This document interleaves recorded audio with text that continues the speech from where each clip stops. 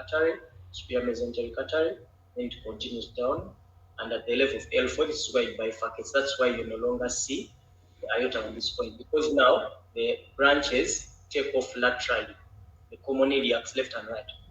Then this is your sacrum. This is L5, 4, 3, 2, 1, then T12, etc.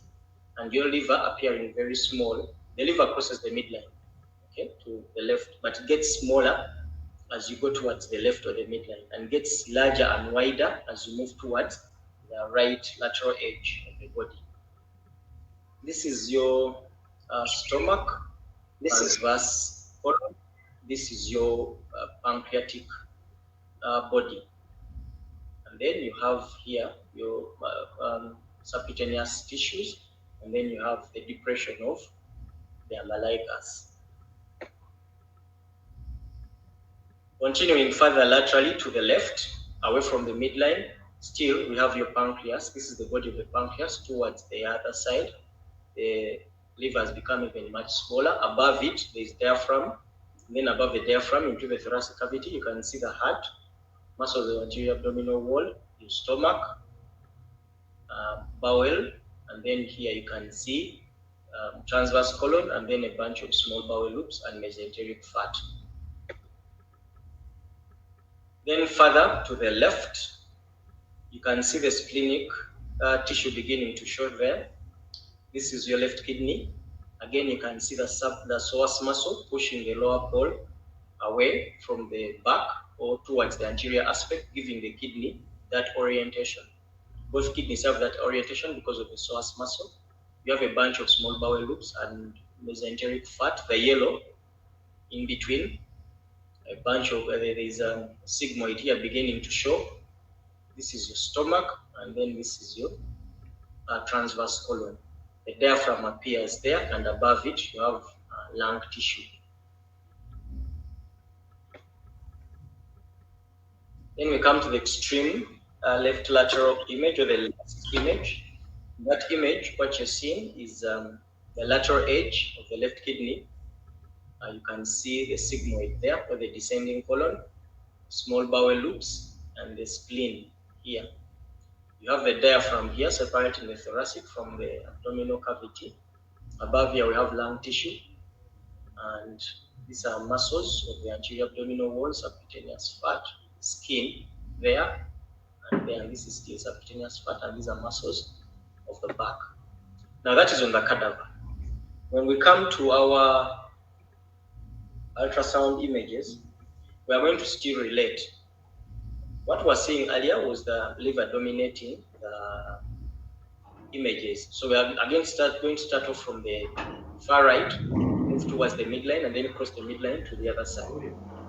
On the far right, you have your liver dominating the image, and then you have your kidney beginning to appear, the right kidney here. This is your kidney there. Then you have the liver tissue. This is still your diaphragm. Why the diaphragm appears bright is because on this side you have air, lung tissue, and this is solid. So this interface will highly reflect because of that. Unlike the interface between these two solid organs where you have the liver and the kidney. And this is further medially. Now you can appreciate the kidney looks a bit bigger.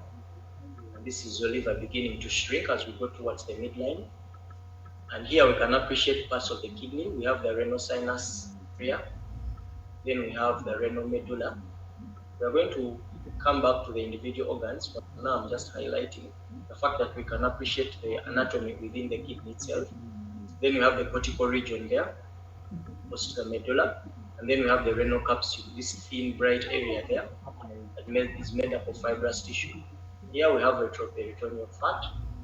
Then we have the muscle, psoas muscle here. These linear striations you see, this is a signature of the muscle. So this is the psoas muscle. Again, just like in the cadaver, you can see that it's pushing the lower pole of the kidney away from the back or towards the anterior aspect.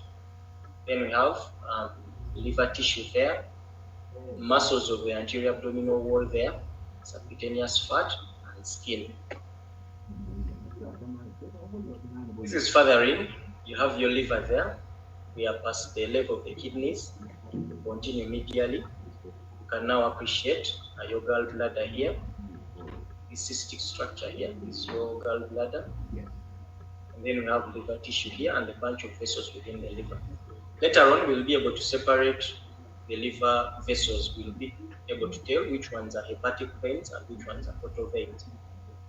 For now, I'm just orienting you around appearance of the images. If you took sagittal images, what you'd expect to see on the far right, towards the midline, and to the left of the midline, and further to the left. Then we have here, slightly to the right of the midline, this is your IVC, as you can see. And then this is the middle hepatic vein. You can see here, this is your liver tissue there. And we have another vessel. This is the portal vein. But for now, we shall leave it at that. Then here you have tissue there. Then you have tissue here. This is still on the midline, but slightly to the left, where you have your aorta there and the spine below, posteriorly. Here you can see the celiac trunk, and then you can see part of the pancreatic tissue here. This is still your liver tissue. And then here where you see these dirty shadows, that means these are air pockets. And these air pockets are within the esophageal gastric junction. Remember, the esophagus lies slightly to the left on the midline as it comes down from the neck area through the thoracic area. As it crosses the diaphragm, it crosses over the aorta to join the stomach at the cardiac sphincter. Okay. So we are looking at that junction at this point. And the dirty shadow confirms to us that this is indeed somewhere in the GIT where we have air. Then we come to this image further away from the midline. This is the ligamentum venosum. And then you have your your liver tissue here, diaphragm there, and whatever lies above. On that side, this is heart tissue, then lung tissue on the other side. Remember that the heart sits on the left side of the midline, just above the diaphragm. Then this arrow here shows us a bit of pancreatic tissue. And then these are air pockets within neighboring either duodenum or stomach. Same thing here, you can see your dirty shadows showing us that these bright areas are air pockets, air pockets, air pockets. Okay. And then we have liver tissue further laterally as we go to the left. That's good. Same thing there. The only difference in this image is we are seeing the left. This is the left kidney beginning to show. This is the medial aspect. That means if we went further laterally towards the lateral edge on the left, we are going to be able to see the kidney much bigger, just like we saw for the right kidney. Okay. Then we have the stomach. Remember, the stomach lies mostly on the left, though it empties on the right, but mostly lies on the left. So we have your stomach there.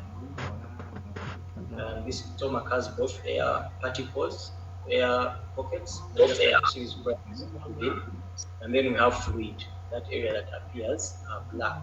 Then we have a small amount of liver tissue still present and the heart here.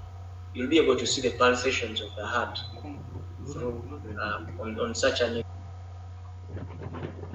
image.